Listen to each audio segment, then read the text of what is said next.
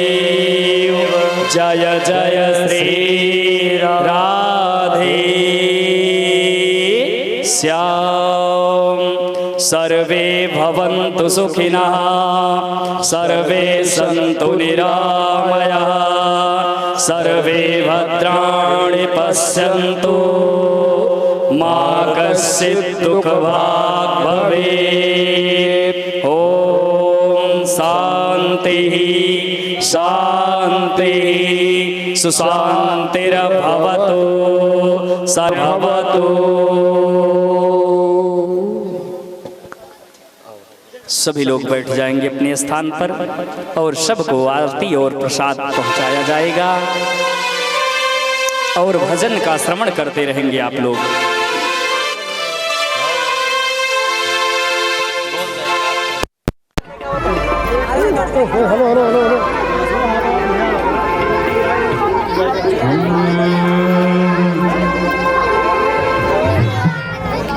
तेरी गलियों का हूँ आशिक, तू एक नगीना है तेरी गली।